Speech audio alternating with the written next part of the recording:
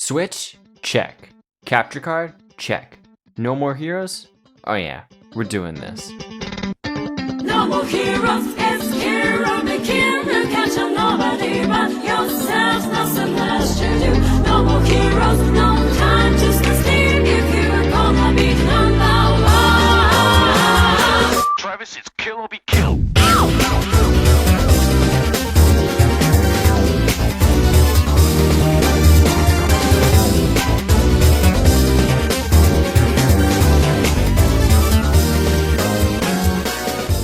Okay, so I'm gonna get this straight out of the water. I love this game. I love the whole series. I even love Travis Strikes Again, a spin-off that I didn't ask for. And spoiler warning for anyone who hasn't played it yet, but honestly, if you've played the first two games, then you know what to expect. And if you haven't played them, then you probably didn't have any interest in this game to begin with. Made by Grasshopper Manufacture and once again directed by Suda51, No More Heroes 3 is an action-adventure hack-and-slash that returns to our egotistic, anime-loving otaku, Travis Touchdown. After 10 years to climb up the ranks once again, so let's just cut the crap and get straight into it. I'm the last hero around, here to save the world. I'm also So jumping straight in, first things first, this game is stylish, just like all of Suda's games, making them easy to separate from others, and this is certainly no exception. The first two games definitely looked good and still hold up to this day, but this makes me happy. The game definitely keeps the comic book-esque vibe, but refines it for the newer and more powerful hardware. But not only is the presentation pretty sweet, the new cutscenes are quite nice and it tells its story through episodes, almost parodying Netflix and YouTube itself. Every time you progress through the story, you get an outro, almost looking like an old anime, which is the point, and then kicking it back up again with an intro for the next segment of the game. And honestly, it's something that wouldn't work in many other games, but it certainly works here. Plus, the voice acting is top notch, even if the lip sync is a little bit off.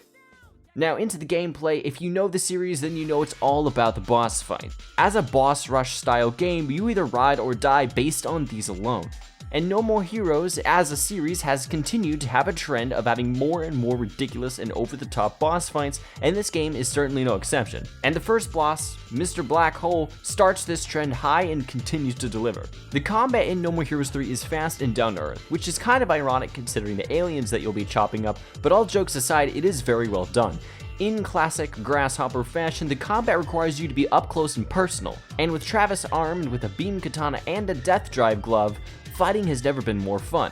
This game is a power trip, and whether or not being a weeaboo with too much free time or hacking away at aliens is your version of a power trip is ultimately up to you. This does, however, get thrown right out the window and into a dumpster fire on higher difficulties, because it feels like you're using a flimsy napkin for how much health these meat sponge enemies have. So normal or spicy mode is where the happy middle ground is. There is an easy mode that auto-blocks most attacks, but that's a baby mode for babies, and I'm an adult now, so Carolina Reaper difficulty it is. One thing I love about these fights is how much personality it shows. Travis still seems just as insane before, as he shouts out the names of berries as he's fighting. raspberry, blueberry, triple. And for those of you who don't know why he does this, it's because his beam katana is named Bloodberry. Yeah, see this? Yeah, that's Bloodberry.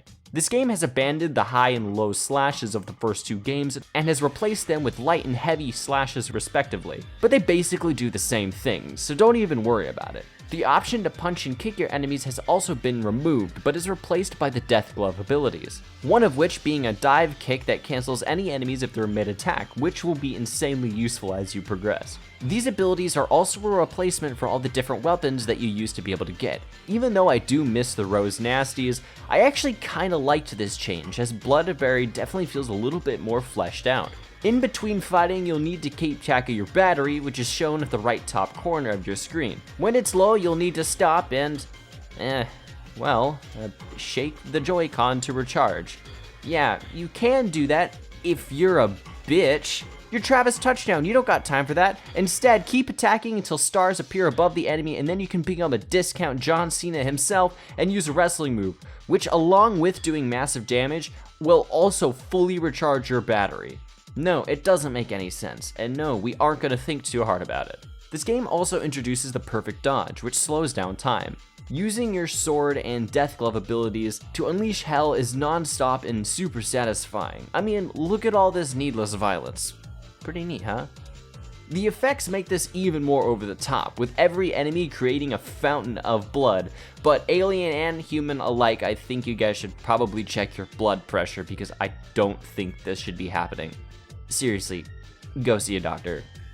The other old games would throw you dozens of cannon fodder, just to keep you busy, which were just low health goons until you reach the boss. No More Heroes 3 takes a completely different approach and instead gives you much less enemies, but each of them are individually more difficult and require more time to take down. This makes dealing the final blow much more satisfying, and also more time actually fighting than in the last slash animation. Killing enemies still brings up the slash reel just like in every other game, and a slot machine will once again give Travis a random power-up. A new addition is full armor mode, where Travis takes out a Gundam suit and since when did you have a Gundam suit? Did I miss something? This is never explained, and honestly I wouldn't have it any other way. This full armor mode lets you lock onto enemies and basically instantly win any fight. There's also this on foot mode where you control it as you would with normal Travis, but with more damage. I personally prefer this over the instant win though. This is a replacement for the Tiger mode in the second game. The full armor also serves as a vehicle for the new in-space battles, where you dodge projectiles from a giant while unleashing a barrage of missiles. This isn't my favorite part of the game, but I do like how it breaks up the otherwise repetitive brawls. Another power-up from the slash reel is Mustang mode, and I'm glad, if any, this is the power-up that they kept from the previous games. Mustang mode turns the game into spam Y-to-win simulator, but teleporting from one enemy to another, shredding them with constant slashes, is super satisfying and I can't get enough of it, even if it does break the game sometimes. Like I said before, the highlight of any No More Heroes game are the boss fights, and I already mentioned this for the first one, but each fight individually has its own gimmick that makes it more interesting. Velvet Chair Girl, for example, has you playing competitive musical chairs before you can even fight. Beat each boss and you go up a rank. And a few characters from other games do make a return, like Kimmy Love and Destroyman. And just like any true Destroyman fight, this is the most annoying one in the game. I have heard that many people think that this game has a major pacing issue, mostly because very early in the game it gives you all 3 of your Death Glove abilities, because you only started with Death Kick. While I won't disagree that getting all 4 of them is kind of jarring, it doesn't feel out of place, as each boss does have its own movesets and patterns and they never feel easy, so I wouldn't say this breaks the game by any means. Though some of them do go down a bit easier than the others, which is kind of a letdown. Now, in the first 2 games, you were fighting other assassins to be number 1, progressing through the ranks of colorful and equally insane bosses, and here it is more of the same, but with a twist, and with Suda back in the mix, we all knew something crazy was going to be added. Now, aliens have invaded Earth, and instead of just blowing it up, they've decided to have a galactic assassins ranking battle. Climb up to number 1 again and beat the big bad. Simple. Now, in the first game, being number 1 was the only goal. In the second, the goal was the same, but there was a revenge story to fuel your want to beat the number 1 ranked assassin. But it was a silly fight that left everyone a bit disappointed, especially since you couldn't see the person until it was revealed to be this buck-toothed child, which is stupid, because the game had been making this kid up to be a super tough and menacing foe. Here, you are shown the threat up front, Prince Fu. I'm a goddamn superhero. The leader of the invading aliens, and the number 1 ranked assassin. He makes himself to be an enemy very early on, and then continues to taunt you throughout the game.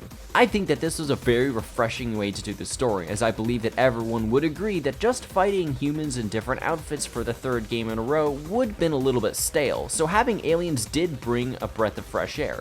One thing in the story that I thought was a little bit lacking was how Travis would change throughout the story, as he would start as an arrogant, bloodthirsty moron in the beginning, but then go through dialogue from the other assassins and then grow to appreciate life and understand what it means to kill another person.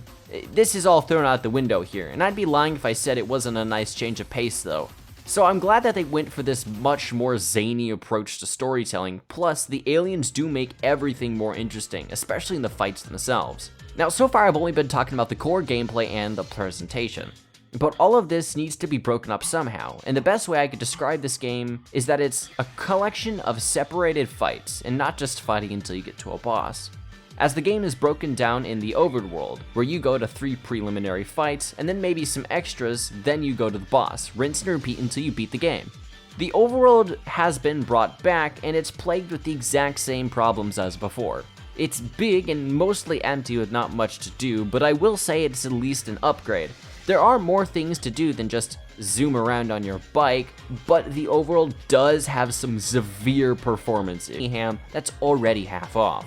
Now, I am a die-hard fan of the series, but this is kind of inexcusable. You can't even blame the hardware because much bigger and more detailed worlds have been played on the Switch and much better. Breath of the Wild is a great example of this, as it has almost no frame rate issues, so why is this much less graphically intense world struggling so much to keep constant frames? This is luckily only a problem in the overworld, as when you're in combat, the game runs at an almost unbroken 60 FPS, which makes no sense to me as more stuff seems to be happening on screen in these fights than in the overworld. Now, if you care about the frames so much, I would actually recommend playing this game in handheld mode, as the frame drops don't happen nearly as often. The world itself has multiple areas to it, some more interesting than others, and the whole map is shaped like the Santa Destroy star.